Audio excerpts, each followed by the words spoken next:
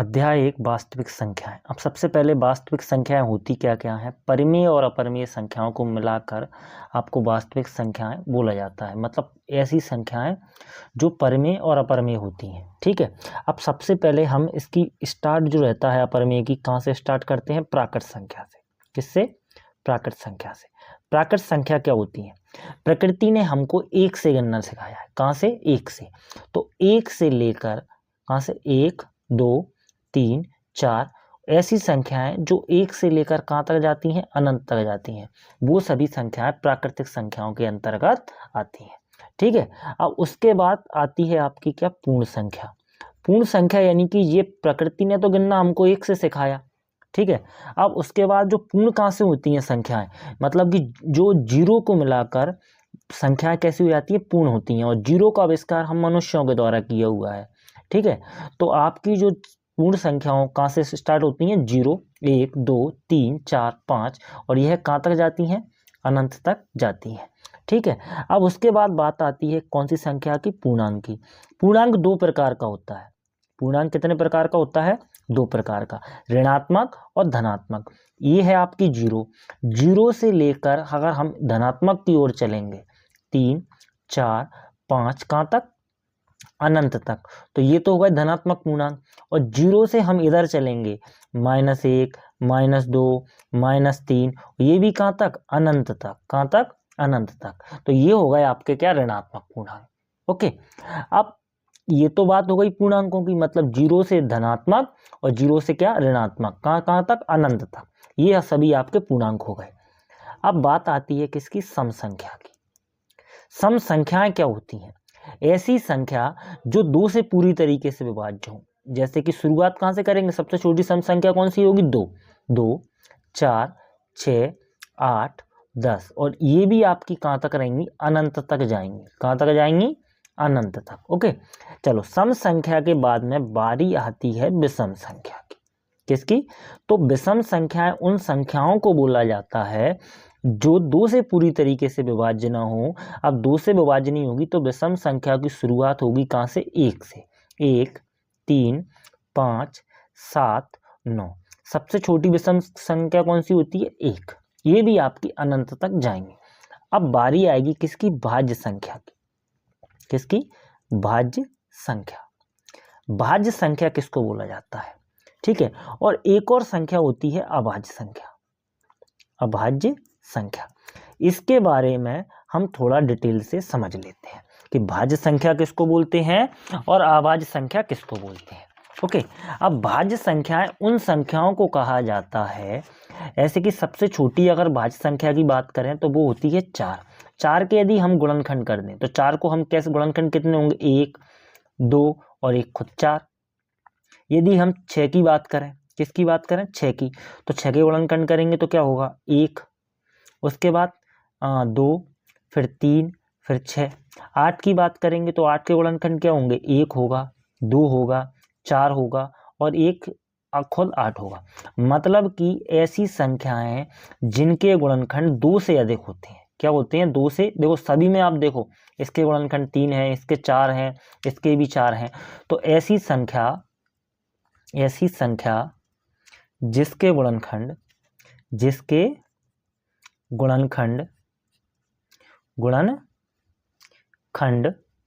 2 से अधिक होते हैं। किससे अधिक होते हैं? 2 से अधिक होते हैं। उन संख्याओं को भाज्य संख्या कहते हैं, अधिक होते हैं। ओके। अब बात करते हैं किसकी? भाज्य संख्याओं की। किसकी? भाज्य संख्याओं की तो बात हो गई। अब बात करते हैं किसकी? अभाज्य संख्याओं की। तो अभाज्य संख्या किसको बोला जाता है? सबसे छोटी अभाज्य संख्या होती है 2। 1 को क्यों नहीं बोला जाता वो हम समझेंगे। 3 5। अब 2 के यदि गुणनखंड करें तो वो कितने हो रहा है? 1 और 1 खुद 2। ठीक है। और 3 के गुणनखंड करें तो कितने हो रहा है? 1 और 3। 5 के गुणनखंड करें तो कितने हो रहा है? 1 और 3। मतलब कि भाज्य संख्याएं वो संख्याएं होती हैं जिसमें या तो 1 का भाग जाए या फिर खुद स्वयं उस संख्या का भाग जाए। और इसके गुणनखंडों की संख्या कितनी होगी? केवल 2। ओके। तो ऐसी संख्या जिसके गुणनखंड केवल 2 होते हैं, ना 2 से कम और ना 2 से अधिक, जिसके गुणनखंड 2 होते हैं। क्या होते हैं? 2 होते हैं। ना ही तो 2 से कम रहेंगे और ना 2 से अधिक रहेंगे, सिर्फ फिक्स 2 रहेंगे। ओके, अब हम भाज्य संख्याओं को और अभाज्य संख्याओं को लिख लेते हैं। तो सबसे छोटे भाज्य संख्या की बात करेंगे तो 4 होगा, 6, 8, 9। 9 भी आपकी क्यों रहेगी? क्योंकि 9 का 1, 3 और 1 खुद 9। ओके, और ये भी आपकी कहाँ तक रहेंगी? अनंत तक जाएंगे। अब अभाज्य संख्या की बात करेंगे तो सबसे छोटी अभाज्य संख्या कितनी? 2, फिर 3, 5, 7, 11। इन सभी संख्याओं के गुणनखंड या तो 1 होगा या फिर खुद वही संख्या होंगी। अब बात करती है किसकी? सह अभाज्य संख्या की। किसकी? सह अभाज्य संख्या। सह अभाज्य संख्या क्या होती है? सह अभाज्य संख्या बेटा उन युग्मों को बोला जाता है जो क्या होते हैं? जिनका HCF केवल 2 होता है। मतलब कि 2 और 3 में आपका HCF कॉमन क्या आएगा? सिर्फ एक रहेगा। 6 और 5, 6 नहीं, 5 और 7। ठीक है, 5 और 7 में भी आपका HCF क्या रहेगा? HCF केवल आपका 1 रहेगा। मतलब इनका मासा जो रहेगा इन युग्मों का कितना आएगा? 1 आएगा। 1 के अलावा और इनके गुणनखंडों में कुछ भी मासा नहीं आएगा। ठीक है, अब एक और चीज आएगा किसकी? परिमेय और अपरिमेय संख्या की। परिमेय संख्या और अपरिमेय संख्या, इसको हमें थोड़ा डिटेल में समझेंगे। इसको हम डिटेल में समझेंगे। ठीक है, परिमेय और अपरिमेय संख्या। ठीक है, तो चलो परिमेय और अपरिमेय संख्याओं के बारे में हम जानते हैं। तो ऐसी संख्याएं, कैसी? ऐसी संख्या जिन्हें आप बटे के रूप में लिख सकते हैं, यानी कि इसको आप P/Q के रूप में लिख सकते हैं, लिख सकते हैं। ठीक है, अब यहाँ पर जो P और Q है वो एक पूर्णांक है, यानी कि चाहे वो ऋणात्मक हो या धनात्मक हो, यहाँ P/Q दोनों पूर्णांक हैं तथा Q जो हो क्या? हर, तथा Q 0 नहीं होना चाहिए। क्या नहीं होना चाहिए? 0। यानी कि Q जो है वो 0 नहीं होना चाहिए। ठीक है, अब एक और चीज इसमें परिमेय संख्या में हमें एक चीज और देखना है कि परिमेय संख्या उनको बोलते हैं जिसमें इसका पूर्ण वर्गमूल निकलता हो। ठीक है, वो हम अभी नीचे डिस्कस करेंगे इसके बारे में। परिमेय संख्या का पूर्ण वर्गमूल निकलता है। पूर्ण वर्गमूल निकलता है।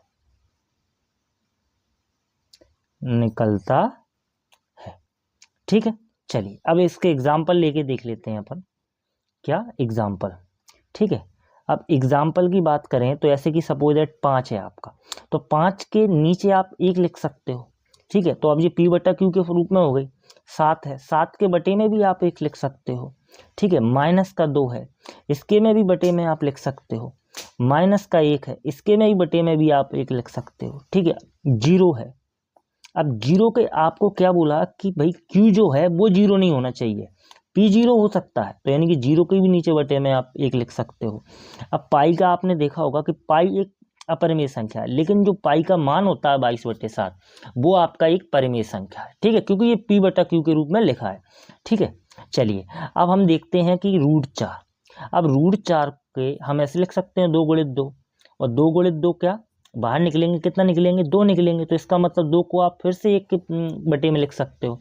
ठीक है, तो इसका मतलब ऐसी संख्याएं जिनका पूर्ण वर्गमूल निकलता हो वो भी आपकी कौन सी संख्या रहेंगी? परिमेय संख्या रहेंगी। ठीक है, अब ऐसे अपन एक और एग्जाम्पल ले लेते हैं। 9, तो 9 को आप कैसे लिखोगे? 3 × 3, 3 कितना निकलेगा बाहर? 3, और 3 को आप बटे के रूप में लिख सकते हो। अब ठीक है, चलिए अब हम देखते हैं कि ऐसे दशमलव जो शांत हो गए हों, यानी कि यदि मैं आपसे ये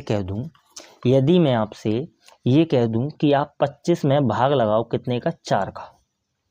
ठीक है, तो 4 × 24, कितना बचेगा आपका, 5 में से 4 गया 1, 1 में से 1 गया 0। ठीक है, चलिए दशमलव लगाया, जीरो बढ़ाई, 4 दूनी 8, 2 बचे, दशमलव लगा है 0 बढ़ जाएगी, 4 पंजे 20। यानी कि ऐसी संख्याएं जिसके दशमलव कैसा हो, शांत हो। ठीक है, तो 6.25, उसके बाद 3.33। अब देखो इसमें ये 3 की जो पुनरावृत्ति हो रही है, क्या हो रही है, पुनरावृत्ति हो रही है। जैसे कि सपोज दैट हम 10 में भाग लगाएं, कितने का, 3 का, तो क्या है, कितना आएगा, 3 तिरका 9, एक दशमलव लगाया 0 बढ़ाई, 3 तिरका 9। आप देखना ये कहीं पर भी खत्म नहीं होगा और सेम रिपीट होगा, कहीं पर भी खत्म नहीं होगा और सेम रिपीट होगा। तो ऐसी संख्याओं को भी आप परमेय संख्या कहेंगे। ठीक है, दशमलव के बाद वह अंक सेम रिपीट होता हो, परमेय संख्या कहलाएंगे। ठीक है, तो अब अपरमेय संख्या के बारे में जानते हैं। ऐसी संख्या जिन्हें P/Q के रूप में नहीं लिख सकते, नहीं लिखा जा सकता है एवं कभी भी इसका पूर्ण वर्गमूल नहीं निकलता, इसका पूर्ण वर्गमूल नहीं निकलता है। क्या कहलाती हैं, अपरमेय संख्या कहलाती है। क्या निकलता, अपरमेय संख्या कहलाती है। इसके एग्जाम्पल लेके देख लेते हैं अपन। जब एग्जाम्पल की बात होगी तो ऐसे कि √2 है। अब देखो √2 ये क्या है, जब हम √2 है, √3 है, अब इन सभी का आपका पूर्ण वर्गमूल नहीं निकलता। ठीक है, इनका जो मान है वो पूर्ण वर्गमूल नहीं निकलता, यह एक पूर्णांक नहीं है। ठीक है, चलिए अब बात करेंगे किसकी, पाई की। पाई भी आपकी एक अपरमेय संख्या रहेगी। क्यों, क्योंकि पाई का मान कितना होता है, 22/7। कितना होता है, 22/7। यानी कि 22 में आप 7 का भाग लगाओ तो 7 या 21, 1 बचा, दशमलव लगाया 0 बढ़ाई, 7 कम 7, 3, अब दशमलव लगा है 0 बढ़ाई, 7 चौक 28, 2 दशमलव लगाया 0 बढ़ जाएगी, 7 दूनी 14। अब आप देखना कि ये कभी भी सेम रिपीट नहीं हो रहा। ठीक है, क्या नहीं हो रहा, सेम रिपीट नहीं हो रहा। तो पाई का जो मान रहता है 3.14, ये एक्यूरेट नहीं है, ये क्या है, लगभग है। कैसा है, लगभग। ठीक है, तो इसको पाई को हमने क्या माना है, इसको एक अपरमेय संख्या माना गया है। अब ऐसे दशमलव जिनकी ना ही तो जो सेम रिपीट हो रहे हों और जो अनंत तक जा रहे हो, ठीक है, वो भी आपके अपरमेय संख्या रहेंगे। अभी हमने क्या देखा था, ऐसे दशमलव जो आगे इनकी आवृत्ति बार बार नहीं हो रही है, वो खत्म हो गए हैं। ठीक है, और इसमें इसकी क्या आवृत्ति कैसी हो रही है, सेम रिपीट हो रहा है। तो इसमें क्या है, 2.3, 4, 5, 1, अब ये ना ही तो खत्म हुआ है और ना ही इसका सेम रिपीटेशन हो रहा है। तो इसका मतलब यह भी आपकी कैसी संख्याओं में आएगा, अपरमेय संख्या में आएगा। एक और एग्जाम्पल ले लेते हैं। अब इसमें भी आप देखते हो कि इसमें भी आपका जिसका सेम रिपीट नहीं हो रहा, तो ये भी कैसी रहेगी, एक अपरमेय संख्या रहेगी। ठीक है, अब इस पार्ट के लिए हम थोड़ा विभाज्यता के नियमों को समझ लेते हैं। किसको समझ लेते हैं, विभाज्यता के नियमों को। ठीक है, चलो विभाज्यता के नियम क्या कहते हैं वो हम देख लेते हैं। सबसे पहले 2 की विभाज्यता, किसकी, 2 की विभाज्यता, 2 की विभाज्यता। 2 की विभाज्यता का नियम क्या कहता है कि आखिरी का अंक, किसका, आखिरी वाला अंक, आखिरी वाला अंक 2, 4, 6, 8 या 0 हो तो वो संख्या कितने से विभाज्य होगी, 2 से विभाज्य होगी। फॉर एग्जाम्पल के ऐसे 562 लिखा है आपका, 786 लिखा है, ठीक है, 790 लिखा है। तो आप देखते हो कि आखिरी वाला अंक कितना 2 4 6 8 हो, वह संख्या सम संख्या होगी और वह 2 से विभाज्य होगी। 3 की विभाज्यता का नियम क्या कहता है? 3 की विभाज्यता का नियम कहता है कि अंकों का योग, किसका? अंकों का योग 3 से विभाजित होगा, ठीक है। अंकों का योग क्या? अंकों का योग 3 से विभाजित होगा, 3 से विभाज्य होगा,